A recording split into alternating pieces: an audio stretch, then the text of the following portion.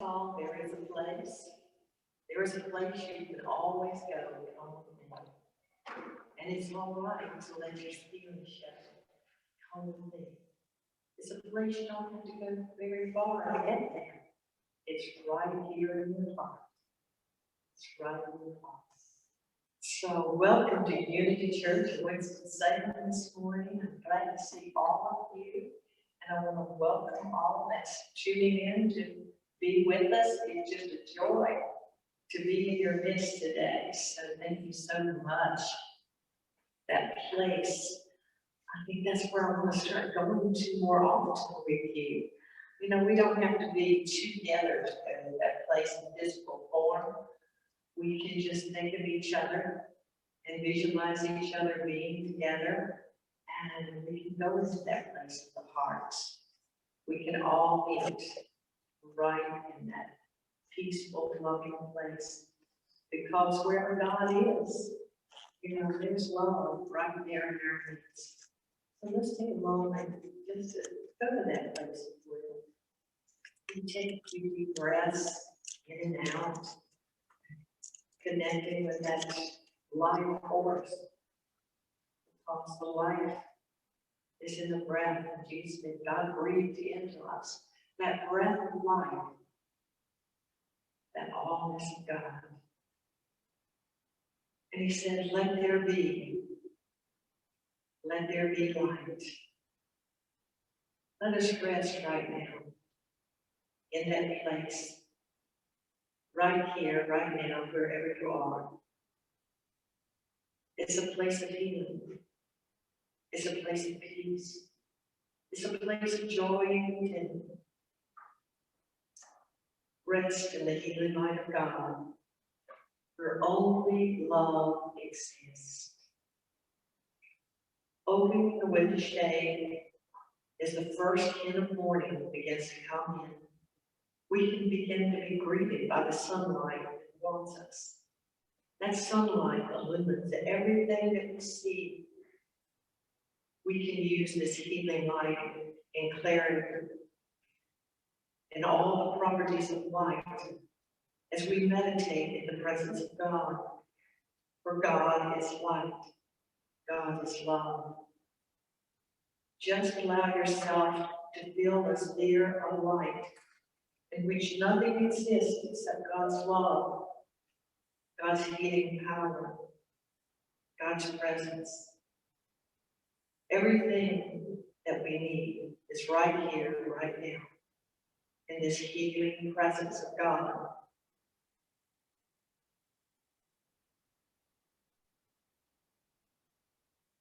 When you're in that presence, recognize no fear or anger or sadness or illness or misunderstandings can come into that feeling of love and peace. It has to remain outside. It cannot step into the presence of light, for it is not of light. Then just imagine some person that you are bringing healing to. Imagine that person stepping into this beautiful, comforting presence that you're in right now. The person that you want to share forgiveness and healing with.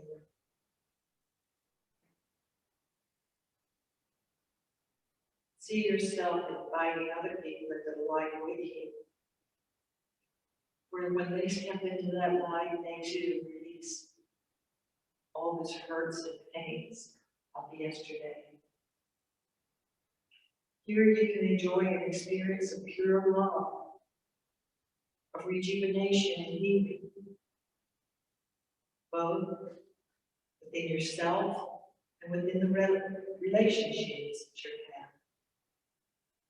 All you have to do is just rest in that healing light and love of the presence of God. In Genesis 1, 3 through 4, then God said, let there be light, and there was light. And God saw the light was good. Our loving Creator, we call for that light of your holy presence in our life right here and right now. Wherever anyone is at that is ready to open to more light, let them feel that and let it be all around them, moving in them, through them, because in essence is us. Your light is the presence. Your light is the light of each and every one of us that brought us into manifestation. I give thanks for the light. I give thanks that we're moving into times where we can begin to allow our light to shine for the innermost parts of our being. And as you begin to illumine our path, that we can see the steps that we're taking. We can behold those places before us that have once seemed dark. Now as a light moves in and around, it also begins to transform. May we go into those places because that's what we came for, Lord, to bring light to the darkness. For Jesus Christ said, "Ye are lights in the world." May we wake up to recognize we are here to bring the light of understanding as you work in and through us. Lead us and guide each and every one this day into that truth that will set us free. And that truth is in us, Lord. You planted truth in us. Now is the day, now is the hour that light is beginning to expand within us, around us, and through us, that we can begin to recognize the oneness of all life.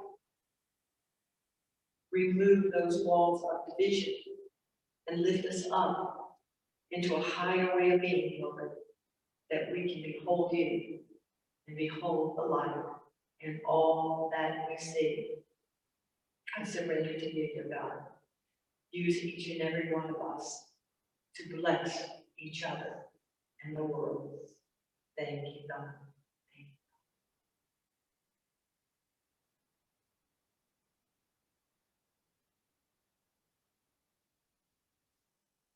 We are in the season of Lent, a time of letting go, and we'll talk about that next week, of preparing for the resurrection of the Christ. And I believe that resurrection of the Christ is the resurrection of the Christ consciousness within humanity. And it's taking place. We're so blessed to be a part of this right here and right now. It's something we haven't seen in human form before, only in Christ Jesus. He came to that place where he was the manifestation of the fullness of divinity itself. And he came here to teach us who we are and what. His teachings, understand so far above, and still is, I believe most of us, a lot of us, that can't comprehend what he's like. It doesn't sense in this place called Earth. And so as we're in this vibration, and his consciousness is with divine consciousness, or is divine, that we are opening our heart, because it's the heart that we understand. It's love that resonates to love. It's life attracting life. And so as we begin to allow that energy to merge from us and within us, we begin to expand in wisdom and knowledge. And so that's where we're standing right now. This week I've been walking out flowers, beginning to push up through this ooky, wet earth. And even in our driveway where it has pavement, there's little cracks and little purple flowers are coming up. I mean, how do they do that? So it made me think of a song that used to be sung and when I was younger. And that song was about abiding in the vine. Do you remember that? Abiding in the vine, abiding in the vine. love, joy, health, peace. He has made it mine. I've got prosperity, power, and victory, abiding and abiding in the vine. And so Jesus was telling us that we are a part of creation. We're a part of God itself. And he was saying, you know, I am the vine and you are the branches.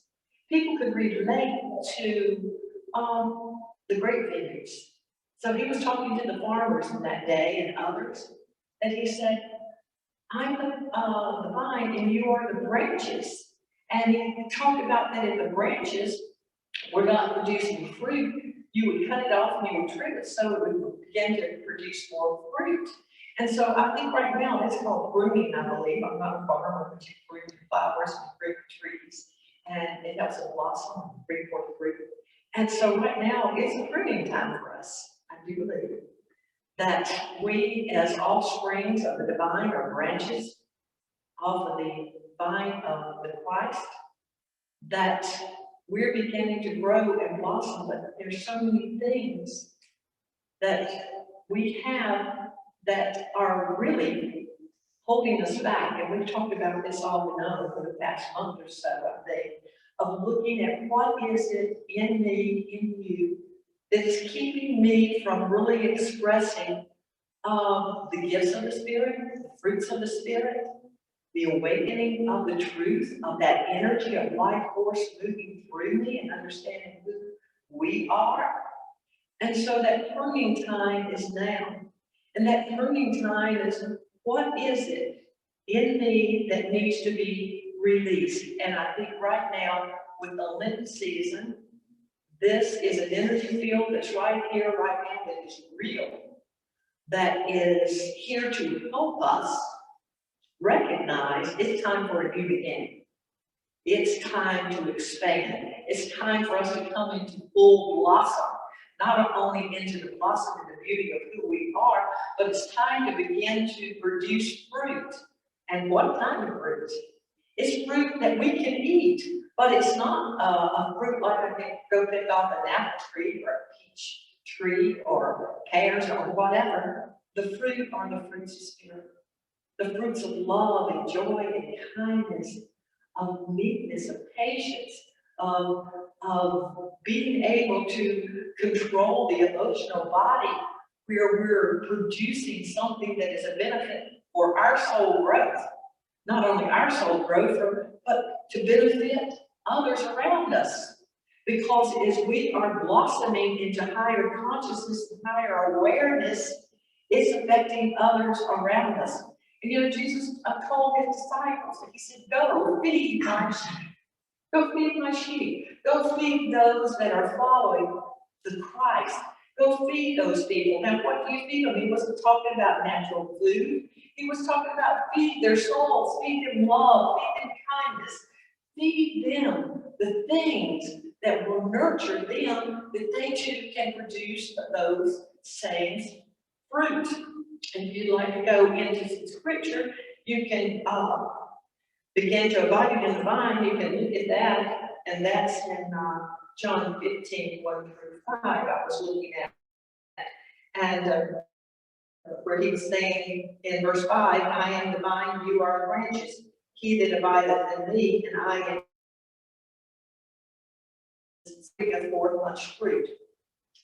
And he was saying also that without me, without the divine in you, you can't bring forth anything. You know, there is a part in the Bible that talks about you can graft other branches onto a good tree to bring forth fruit. You can do that. And so it will take that produced fruit once it's connected to it. So if we've been going through our life and feeling like we're not disconnected, we're disconnected from life, we're disconnected from understanding, as we come to the Christ and we open up, we can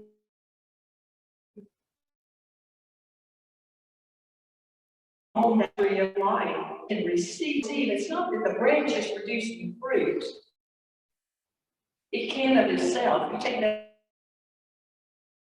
it receives all that it needs through the root system and through the vine to become and produce what it needs to produce.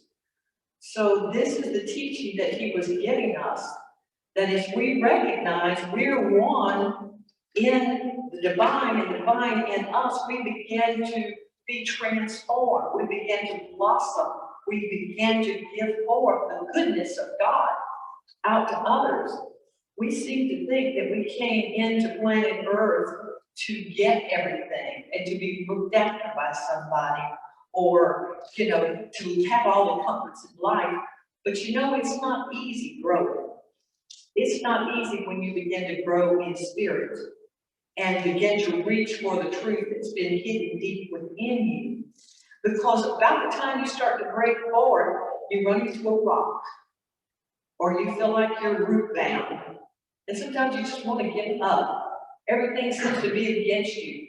But what we don't recognize is going through the difficult places helps us to be stronger and to continue to push forward, like the little plant pushing forward out of all the muck and mire to come into that place. And what is it doing? It's reaching for the light, reaching for this light, the sun, the S-U-N, but for us, the S-O-N, or either way, it's still the divine that we're longing for and reaching for. And we're here to reach for that light so we can grow from the inside out. I'm having a flash of when I was a little girl, and I'll get back to that now because I'm seeing what it's talking about. For most of us, we see divinity outside of ourselves. Since a little child, most of us probably have heard that God's out there. God's a big man in the sky. Y'all heard that teaching before, haven't you? Now, I'm not saying God's not out there. God is everywhere present, everywhere on this planet. And I don't see him, I see that form in a human form because I see it in people. I see the energy of divinity in individual lives. But God, I think, is something greater, if we use that term, greater than anything we could ever imagine, because it's a source of where everything came from. But then, right now, we're at the place that we're being called to understand, not just understand, but to experience, to truly experience the God in us. Now, that's blasphemy. That's what it was when Jesus was talking. How can you say it? God's in you. But he came teaching that. He came teaching of divinity, of God, of Christ in you. And that without that, you couldn't live and breathe and have your being. So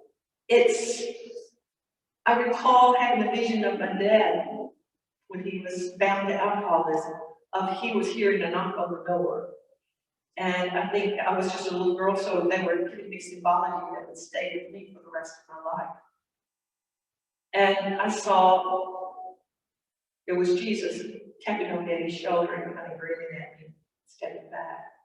And Dad was getting Mama to go out the front door, he'd go out the back door, and then go around. He was hearing a knock on the front door, the back door, and then on the side of the house. And she said, "You're having a nervous breakdown." And asked for some people to come, call someone, get somebody over here, pray with me. But I was actually seeing the Christ outside of it. But I've had experiences with seeing the Christ inside of us. I had a vision, I've mentioned this before, where I saw Jesus behind bars, it was like. But the bars weren't like the bars going up and down. They kind of went around and the door was curved. The thing that he was in was like a circular room. And he had his hands on it and he was shaking the bars. And then I realized it was our bones, our rib cage that was coming up, and he was holding over that. Open the door and let me in. Let me in. Don't keep me locked inside of you. Open up. Open up. And as I'm talking about this, what I'm feeling is so often when we get so involved in the five senses, the works of the flesh, so to speak, and I'm not saying all that is bad, it's not. We have to grow in spiritual awareness through this shell of a form until we begin to break out and the light begins to shine through it like a iris or some kind of bulb. It has to turn loose of the hull or around it, or a tree, the acorn has to break free before it begins to really expand. But I have a feeling right now there's so many different levels of awareness for us to go through. The other part I'm seeing is sometimes we get so locked into our selfish desires, we push that energy of the Christ away, that we want it out away from us, where we don't see it. We want it out there in the wild together. We don't want to be dealing with it because we feel sometimes that the term guilt and shame, when that Christ presence is around, for some reason we human beings feel guilt and shame for what's going on. But all it is wanting to allow that stuff that we think is so dark inside of us to begin to come out and heal. So there's so many different dynamics of things going on. So we see things in different ways, in different dimensions of putting the Christ on the outside or pushing her away, or either pushing it so far down that we feel it will never come forth. Not me, not you. How can this come forward? But now is the time for it to happen. And I know I've mentioned these things for the past few weeks of this growing pruning, but this is the time that we're in right now. This is it. And if we will begin to look at what are some of these aspects that are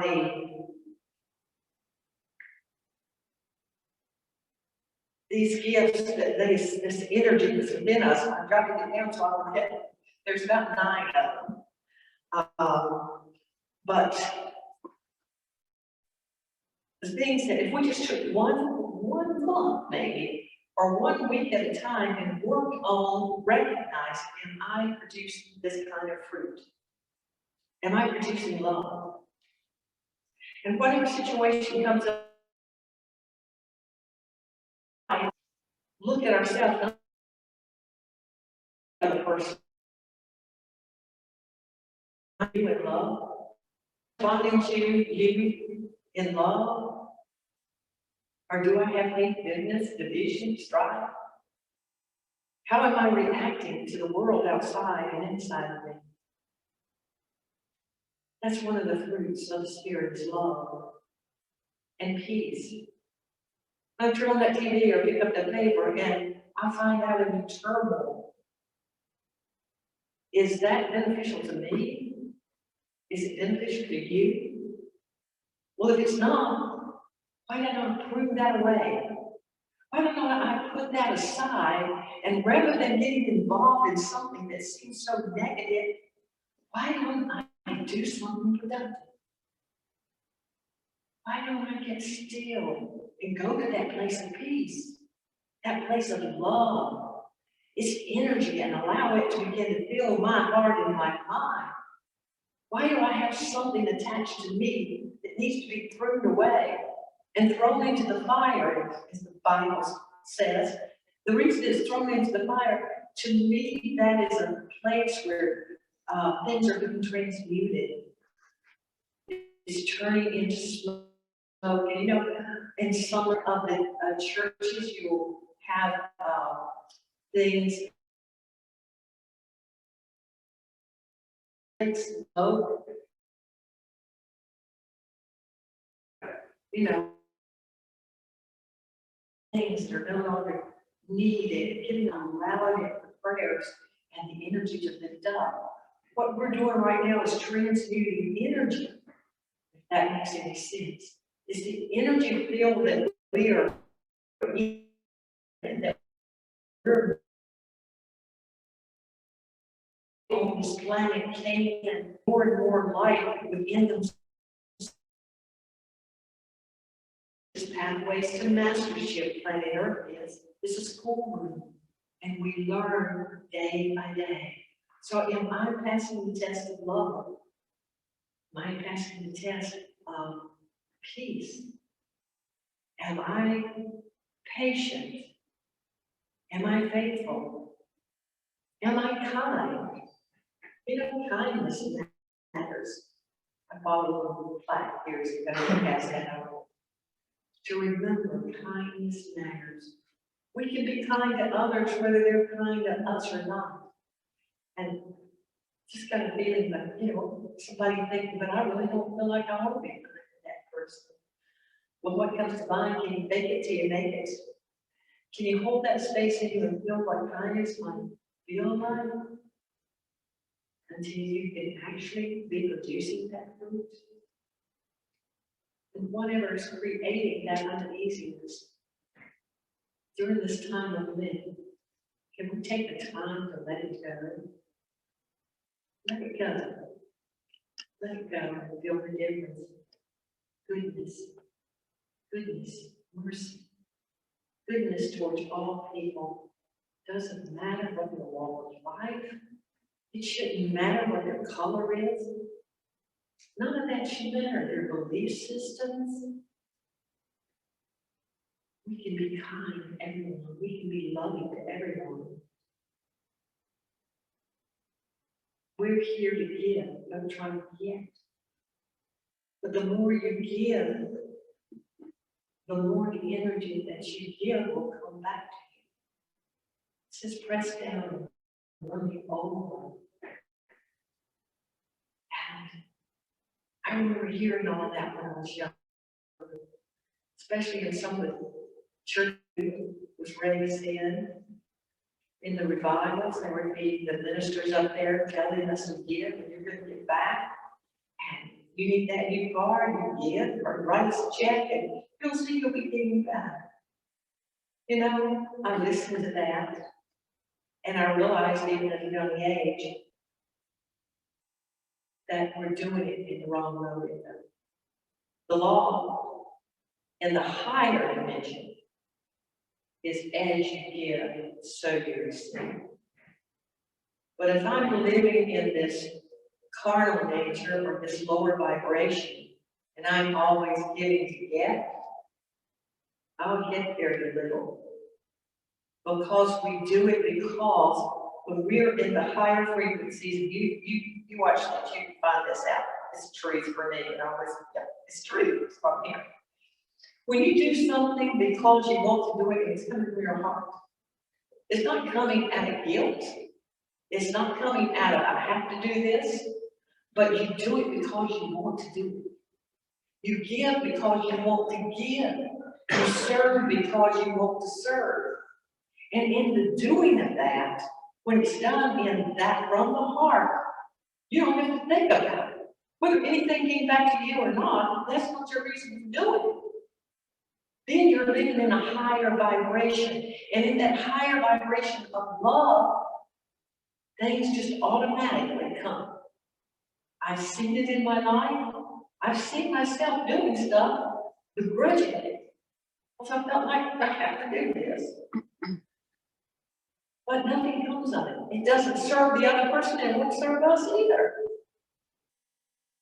Step into things when you're asked to do it, or you're being drawn to it, because you want to do it. Not for recognition, not for self-glory, not for any of those things. But when you finally recognize that that's where you're coming from, you don't have to worry about those things in this life. You truly don't. You do not. Because you step into the place of the heart, you find out that truly God will take care of you. No matter what the circumstances, no matter what you're facing, and they can seem hard sometimes, but stepping out in faith also in the places that you're afraid to go, when you know you're called to do it, you're going to be okay. Shadrach, Meshach, and Abednego, those 3 Hebrew boys that were thrown in a fiery furnace because they were doing what the rulers of that day were saying, or the ruler of that day was saying you had to do. They were placed in this burning, fiery furnace to be destroyed. And even the people, it says that were here again to be symbology, but as they began to throw them in, even those that were pushing them in died from the heat. It was so intense. But those 3 young men went in, walked around, those ropes that were tying them, they fell off in that heat, that fire. But the young men kept walking around. They told him to come back out. And they didn't even have to smell the smoke on them. Didn't even singe their hair. This is showing me that no matter what we're facing in life, when we're coming from that higher frequency of love and compassion and doing what we're doing because we know this is the right thing for us to do, when we know it's the right thing for us to do. And how do I know it's the right thing to do? We're not harming anybody. We're not going against anything except listening to our hearts. I cannot like, sometimes we may not like what others do, but we don't have to try to harm them in the process of it. We're here to help each other. And you're here to be an example for others to follow. That's what Jesus was. He was preparing the way. He was gone before us in all things, in human form.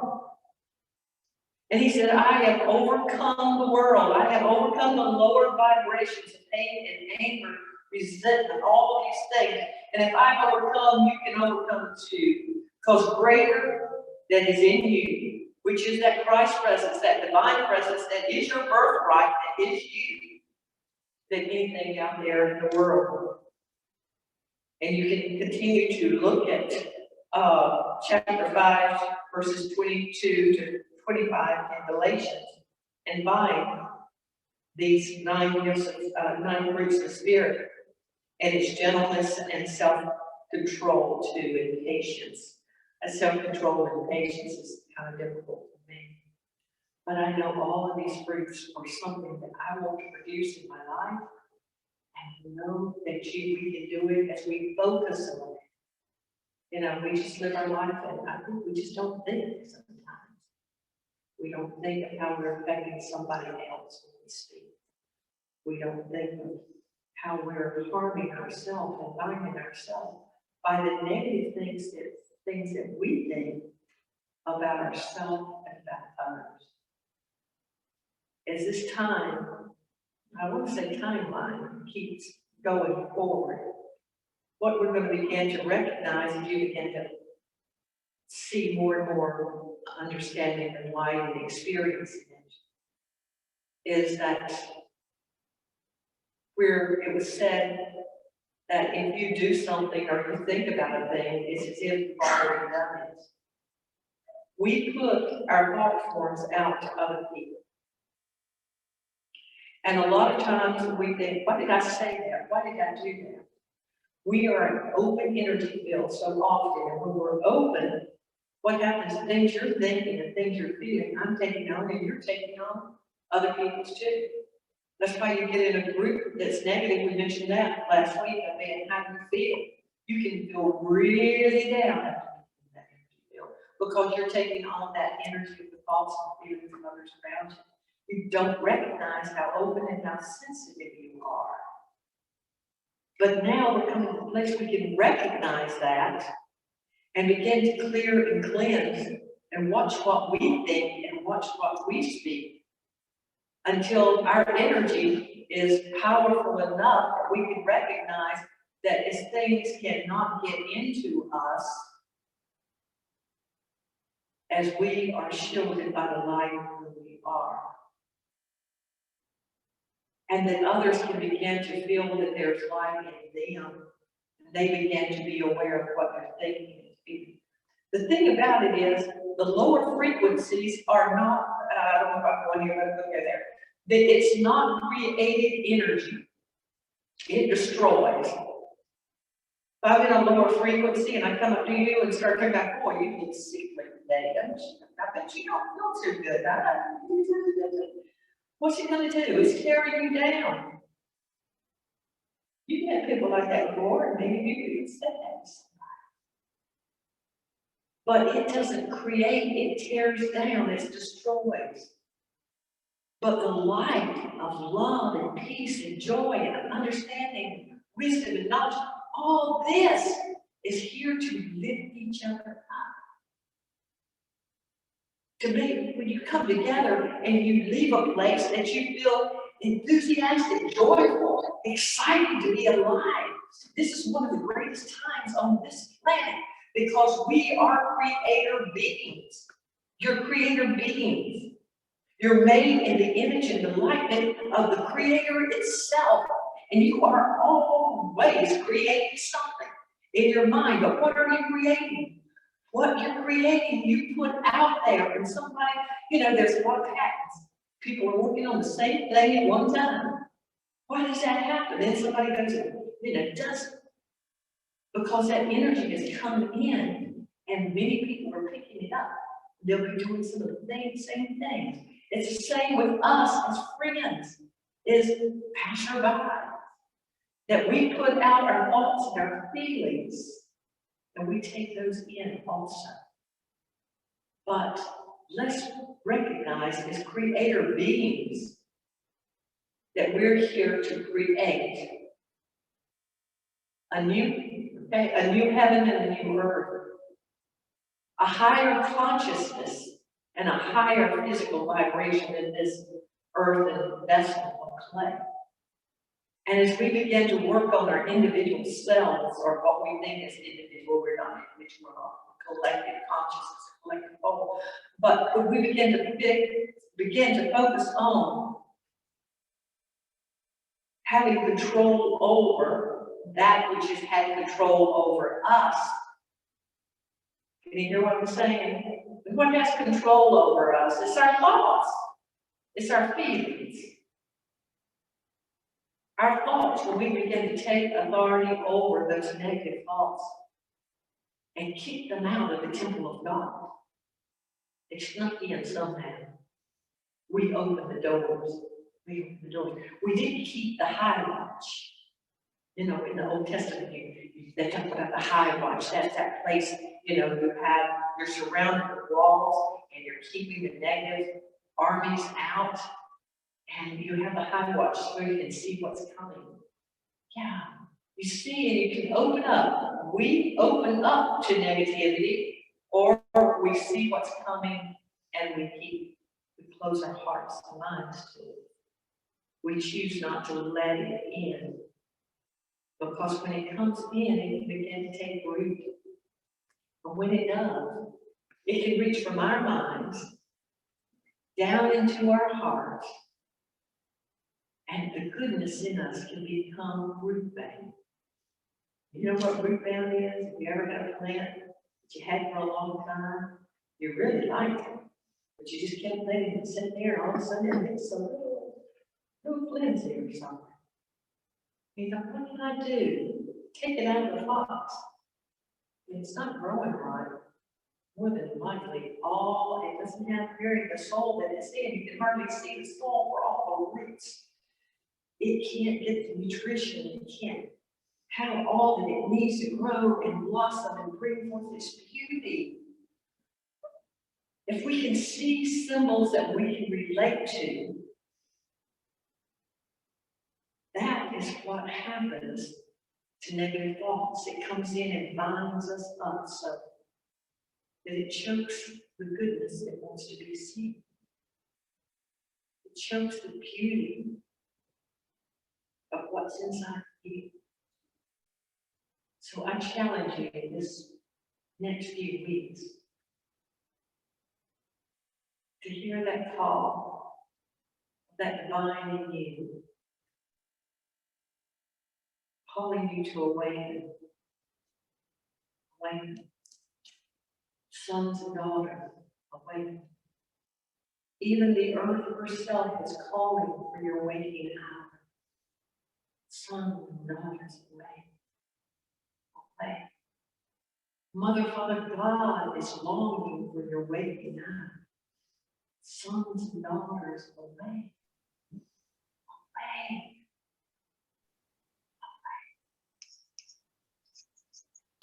I was in the church and Valley Priest was speaking, and he just, come back 3 Sundays, I guess we first did. And there was a few Jewish friends that were there, and I think it was maybe right close to Easter or something. And all of a sudden, because you know what I like to sing others. And I started singing that.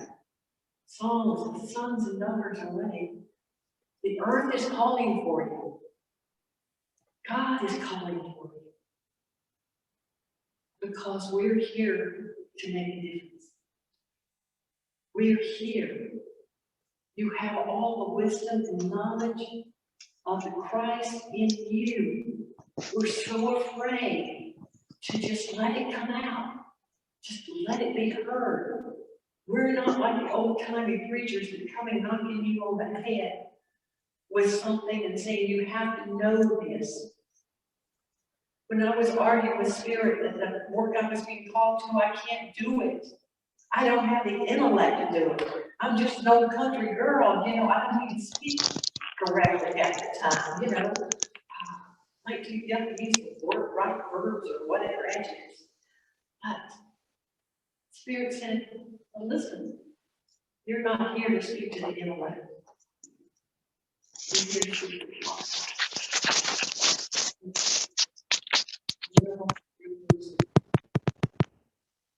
Because when my heart speaks to your heart,